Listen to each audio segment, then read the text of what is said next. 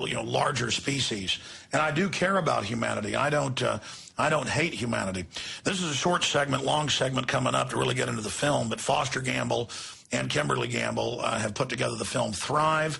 And you can go to their website that we have linked on Infowars.com and see their solutions area and a lot more. And they can give that to you here on air as well.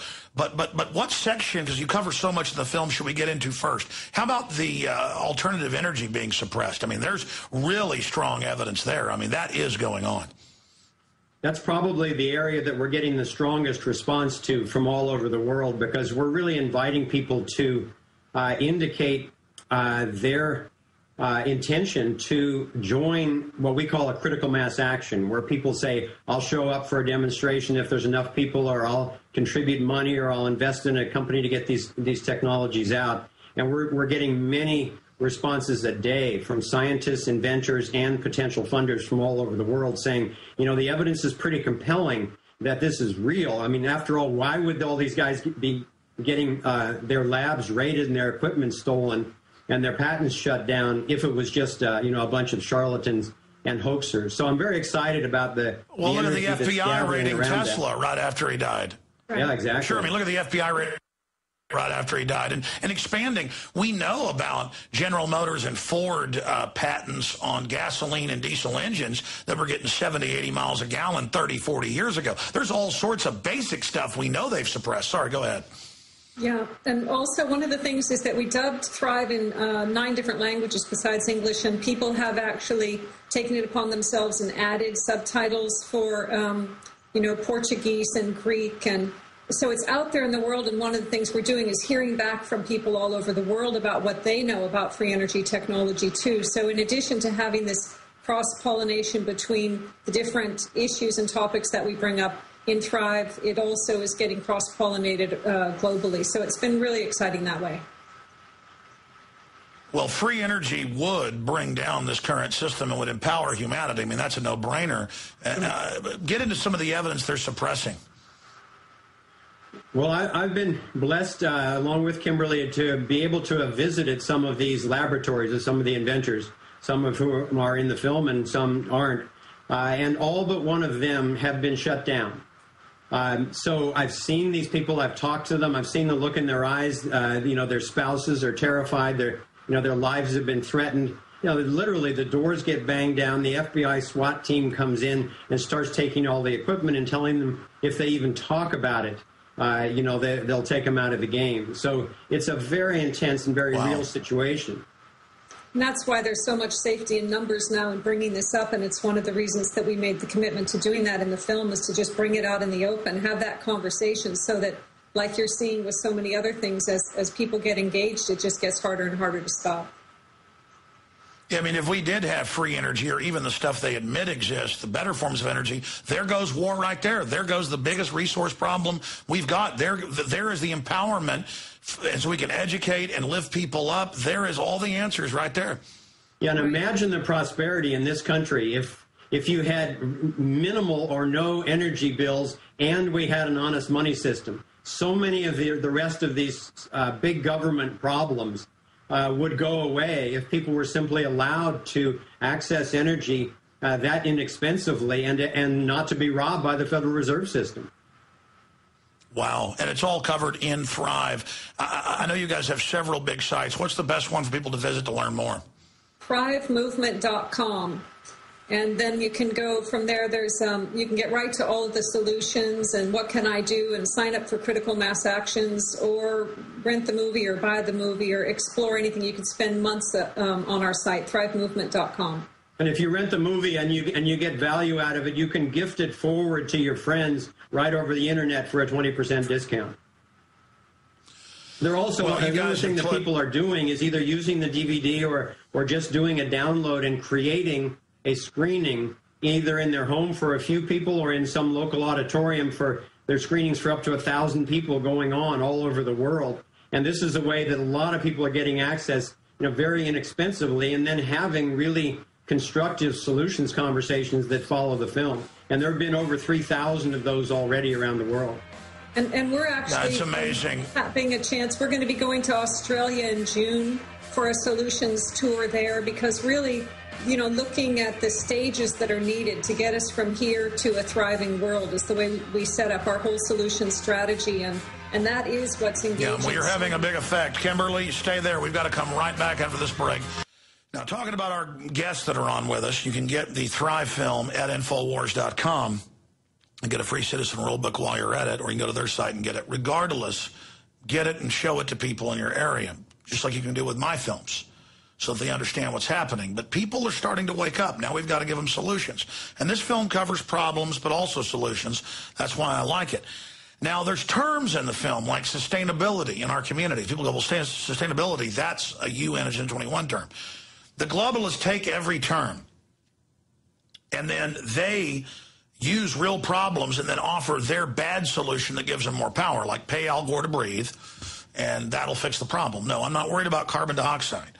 I'm worried about GMO literally spreading into the entire biosphere, ruining and wrecking all animal and human and mammal DNA it comes in contact with in the big public studies. This is already happening. The heavy metals they add into the water under the name of fluoride. It's wrecking our DNA. Deformities, all sorts of chromosomal diseases that were incredibly rare are becoming commonplace. Neurological disorders. You know the numbers. The film covers this and does it in a very good way. And it's just for the general public. It's well done. But I wanted to bring this up because when I first had listeners saying, you got to see this. It's got a lot of good solutions and sounds really good, but then it talks about sustainability. Well, in Austin, people started getting chickens in their own yards, which was legal and lawful. Now Austin has come in with a law to try to restrict it. This is a big UN-run city where I live. Not there today. I'm in Baton Rouge. All over the country, they're trying to stop backyard gardens, front yard gardens. The enviros aren't enviros. They're trying to seize control. Now, I know I'm ranting here. The point is that there's real sustainability. I've moved out in the country, got a water well, a garden, and a wall around my house. That's sustainability for my family. That's being self-sufficient. When they say sustainability, they mean cutting off your resources. So do you guys want to explain that? Because you use some of the terms that the globalists use. Of course, they use all the terms. And try to take all the good ones for their own meaning, but I want to be very clear with people that I think being sustainable is critical, but what we're recommending is the farthest thing from the Agenda 21 meaning of that. It's really about voluntary association and aligning our existence with natural principles so we can not only survive but thrive, but it's not about turning those systems over to some centralized authority to tell us how to live and what we can eat and what we can grow and all that. Because that's never worked, and that's exactly. The globalists create this unsustainable system that's wasteful and everything else. I mean, it's screwed up, and then they offer their solution, which is more of the same. Exactly. That's... Talk about Agenda 21, and of course your wife there worked on the film so much, and talk about the whole Federal Reserve angle that you're introducing to people. I mean, it really has a nice mix of all the key issues of how these controllers are in control. Well, one of the things that we did was investigate and follow the money in all 12 what we call the major sectors of human endeavor. And it was a shock to me to find exactly the same families in charge of every single sector. And, we came to the realization that it wasn't because they're any smarter, any better than anyone else. It's because they're the ones who run the money scam.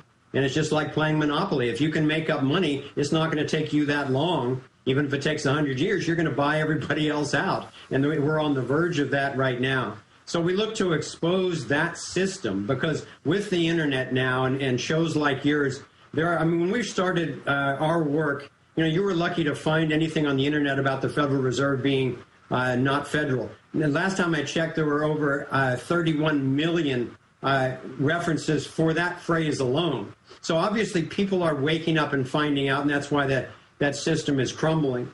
But as that system crumbles, it's critical that we have new systems that we are building based on integrity, based on liberty, that can grow a new and free society. So we give in our solutions section and in the film some overarching strategies, like getting out of the IMF and the World Bank and shutting down the Federal Reserve and going to a non-GMO organic farming, campaign finance reform, that type of thing.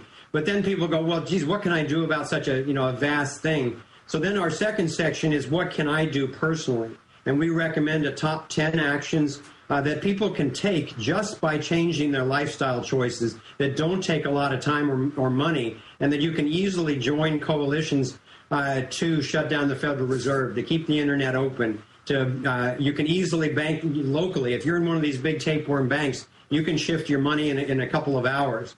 You can take part in critical mass actions related to free energy or GMOs, independent media. So there's a ton that you can do, and we can suggest that people print out our top 10 recommendations, put them on your refrigerator, and whatever ones you agree with, just use it as a checklist. And if you've checked all those off, then there's plenty more. If you haven't, then don't go around wringing your hands about, oh, what can I do? Yeah, and I think one of the things... start that first step. Sorry, go ahead. Yeah, and by exposing the whole pyramid structure, one of the things you realize looking at that is that it relies on the people as its base, this whole system. So as people wake up, that is the critical piece to change the whole thing, because without our participation, this whole pyramid control system can't actually succeed.